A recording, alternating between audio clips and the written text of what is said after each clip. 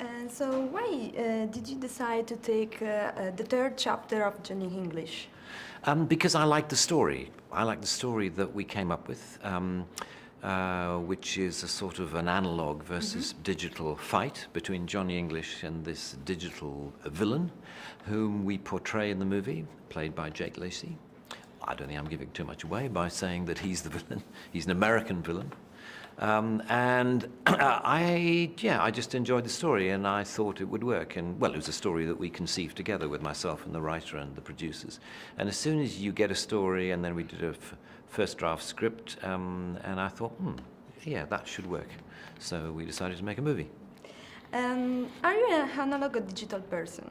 I'm a little bit of both. I'm old enough that most of my life has been largely analog, but at the same time, I'm an electrical engineer by training, so the digital world is not one that holds much fear for me. I've got phones and tablets, and I'm reasonably digitally proficient. I don't do social media. That's the only thing that I don't do. I've no interest in that. I find life much more relaxing without social media. Yeah, I'm a little bit of both. But at the same time, I love it when I go back to vinyl records or, the analog past. And do you think there are any risks? The digital world has changed the life of people. Yes, it certainly has. I think it's empowered an awful lot of people to have a voice and a presence in the world which otherwise they wouldn't have. But I think my problem with social media is it feels a bit like the mob. I don't mean the mafia. I mean the sort of medieval mob of people with flaming torches, roaming the streets late at night looking for victims. That's what it sometimes feels like for me. It's a very anarchic, unpublished, unedited world, which obviously is what gives it, in theory, a great, that's its freedom, that's its great thing. It's the fact that it's given everyone a voice. But the frightening thing is when you express that voice, when you use that voice, and then suddenly you find that there are millions of other people who would like to disagree with you. And it becomes a very harsh environment. So it's ironic and arguably militates against free speech, when in theory it should be the perfect mechanism for free speech, and it turns out to have a much greater complexity than anybody thought. And what do you like about Johnny? I like the fact that, he's a bit of an idiot. He's a bit of a fool. He's not as good as he thinks he is. He's smug. He's arrogant. He's selfish. There's all sorts of things that are wrong with him. But at the same time, I admire his pluck, as we say. I like his courage. He's brave, and he's determined. He does keep going, which I didn't think. And therefore, bizarrely, at the end of the day, he wins. He tends to succeed, which I didn't think,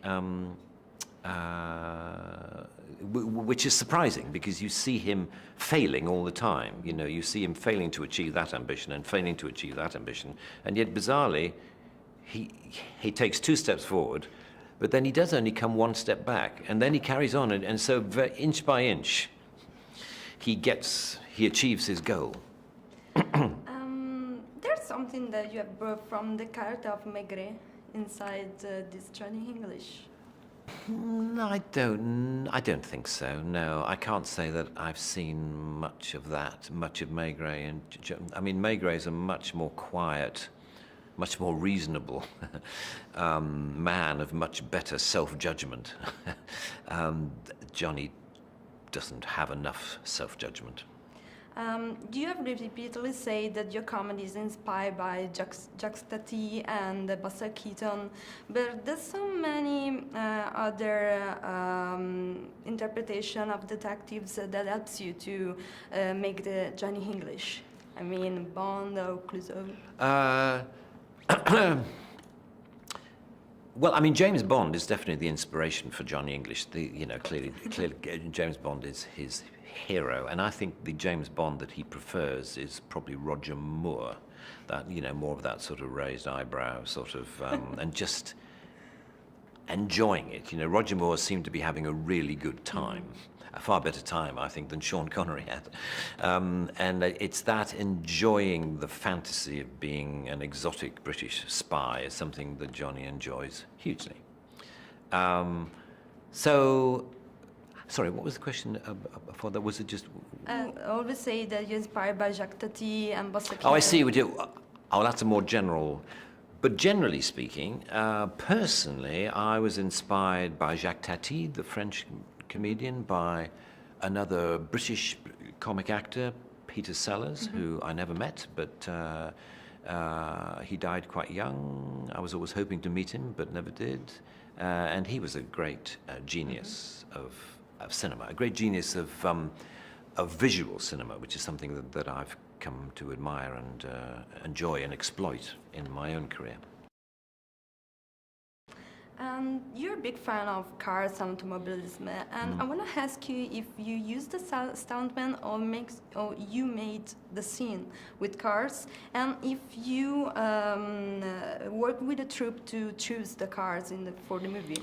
Yes, well, I am very much a part of the writing of any car chase or car action in movies that I'm involved with.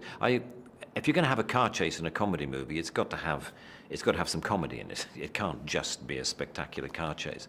And I enjoy finding ways of putting jokes into car chases, like having a car chase in which a learner driver is doing the driving, which is one of the car chases in Johnny English, and another one. Well, I won't say what happens in the other one, but anyway, we do try to invest them with jokes and silliness. So that's a very important part of it. And in terms of the choice of cars, yes, I think they're all mine. Yeah, I mean, I bought the main red car in the movie, the 1979 Aston Martin Vantage. That is mine. It was a car that I bought about 6 months before we started filming, with the movie in mind. I was thinking that could be a perfect car for the film, and I think it's turned out to be. Okay, thank you. Great, thank you.